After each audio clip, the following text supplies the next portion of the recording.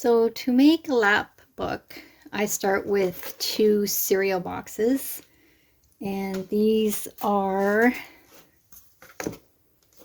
11 by 8, and we're going to put them together, join them together. So what I like to end up with is each section will be 6.5 wide by 9.5 tall, and that's to allow an 8.5 by 11 inch paper folded in half to fit as a set of signatures or a mini journal inside the lap book. And then the spine, 1.5 will be the finished diameter for that, and 1 inch for this one. And that's because this section will fold in and this section will fold over, so you need a little bit more wider on this side and less wide on this side. And then it also makes a little bit of room for if you put a pocket here and you put things inside, it allows for a little bit of extra room there. And so this spine right now is 2.5 inches. So what I'm going to do is cut it right down the middle, and then the 2 pieces will one on top of the other, and to make that 1.5 inch measurement. And I will cut off all the tops of the 2 cereal boxes, but if this is missing one of the the 4th panel, so this is only 3 of the 4th panels. I did cut off the other one, but if you wanted to, for example, keep this flap here, and then we could attach something to that becomes a flip over, so a natural flip. This is an oatmeal box, so this is 3 of the 4 sides, and then this as well makes the perfect flip, you know, like a folio. And we could just add either the sides here, and then they come across and they would have the closure here, or we could do the sides here. We could do it this way.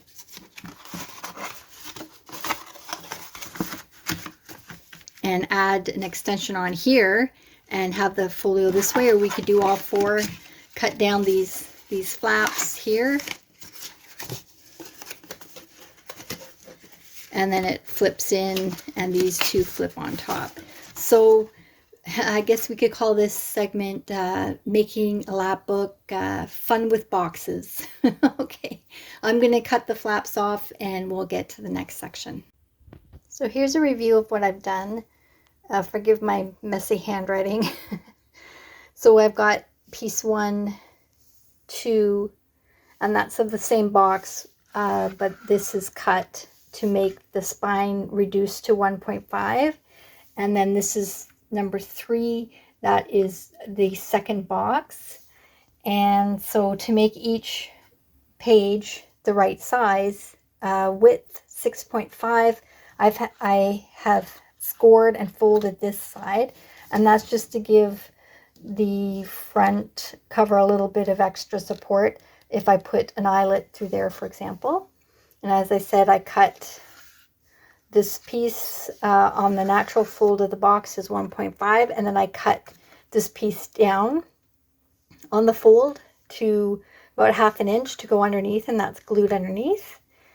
And for the 2nd panel, this is the fold, and then I've had to score the side here to make this 6.5 wide. So that's marked by the line there. And the same situation with this spine is 1.0 inches, 1 inch. The score is there. The box is cut at the 1 inch. And underneath this is about 1/2 inch of this panel to go underneath. So now you can see how it's going to work. This will be the front cover. 1.5 spine, which goes on the outside. This is panel number 3, goes on the inside, and you can see how that fits there. So the bigger spine on the left makes room for the smaller spine on the right, and then that'll have a little bit of space there for things that you're going to put on this page. Okay, so the next step is to put some batting on the other side if you're doing a fabric cover. So I finished sewing my cover, and this is what it looks like so far. I just sewed all the way around, and then I added this lace, and I did sew in a rectangular shape. And then it gets a bit tricky because when you're sewing and laying it flat like this, you have to maneuver this to the right of the sewing needle in that little space there. So it's good that it's a bit of a soft, flexible cover, because I did have to bend it to add that.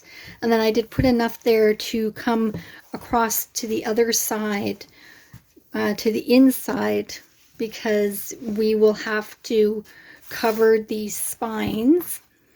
And not sure if I'm going to do fabric or pretty paper yet. I'll have to think about it. And then we're going to be adding pockets, folio flip with button closure, belly band, you know, whatever we decide to add then. So speaking of pockets, I've just put some of the fabric that I dyed and put the lace that I used for the covers. So I've got that, and this is just a box, and using these boxes are great because it already has the folds. This is a perfect size for a pocket. It already has these flaps, and then I just miter the edges here, and then you've got a pocket, and it's perfect. So I'm going to line this fabric up.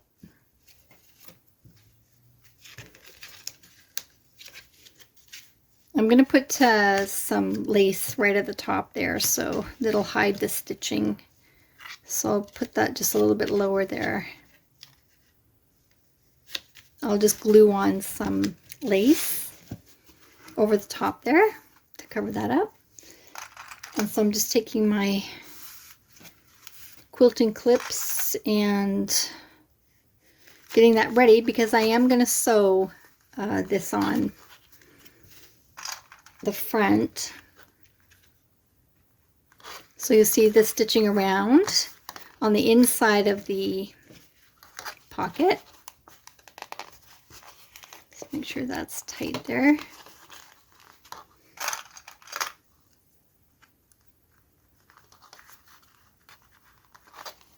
So I am just giving it a bit of a pull to pin it, and there won't be any gaps for when I'm sewing it. So it'll look like this, and that pocket will be glued onto the inside of the cover. So I'm going to go ahead and I'm just going to sew all the way around there, and then I'm going to glue on some lace on the top here, and then I will put a dab of glue onto the flaps to hold the fabric. You know, you'll have to manipulate the fabric so that it's going to get those nice sharp edges around the flaps, and that'll be a nice pocket. So I've completed the lab book, and I've added a little cluster to the front, and on the inside there's the pocket, and I've added a little ruffle detail there, little tab. I've also added a flower to the pocket there, and I've added this insert, And this features a belly band and some tags, pretty papers, fold-in papers, a little mini envelope that I made, and this one signature is sewn itself, and then I just attached it to the Lapbook using ribbon, so it can be taken out if you wanted to. And so I can add other things that I made, envelopes, pockets, tags, and the project is complete. Thank you very much for watching. Take care. Bye.